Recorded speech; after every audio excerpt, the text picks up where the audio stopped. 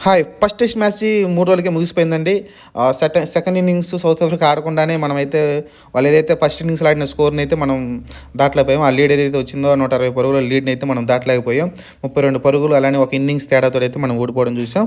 ముఖ్యంగా అయితే మనం చూస్తే ఏదైతే ఫస్టు వాళ్ళు బ్యాటింగ్ చేసినప్పుడు మన బౌలింగ్ విఫలం అనేది క్లియర్‌గా కనిపించింది. ఓ పక్కన మనం అనుకున్నాం నిన్నే బుమ్రా టైట్ బౌలింగ్ ఏస్తున్నాడు. అశ్విన్ కూడా టైట్‌గానే ఏస్తున్నాడు. ఎవరైతే ప్రసిద్ధ్ కృష్ణ, శార్దుల్ ఠాకూర్, సిరాజ్ కూడా కొంచెం ఎక్కువ పరుగులకు వెళ్ళిపోతున్నారు. ప్రతి ఓవర్‌లో ఒక 4 అయితే వాళ్ళు ఇస్తా ఉన్నారు. అలా ఇవ్వకుండా టైట్ బౌలింగ్ అయితే ఏయలేకపోయారు. బుమ్రా ఏదైతే టైట్‌నెస్ పెడుతున్నారో ఓవర్‌కి 1, 2 పరుగులు ఇస్తున్నాడు.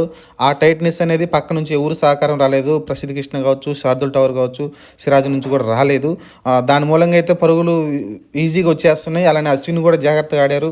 అశ్విన్ కూడా చాలా టైట్ బౌలింగ్ వేశాడు. పరుగులు ఏం తక్కువే ఇచ్చాడో, ఎక్కువైతే ఇవ్వలేదు. కానీ ఏదైతే మిగతా ముగ్గురు బౌలర్స్ ఉన్నారో వాళ్ళైతే వికెట్ల కోసం వెళ్ళి పరుగులైతే ధారాళంగా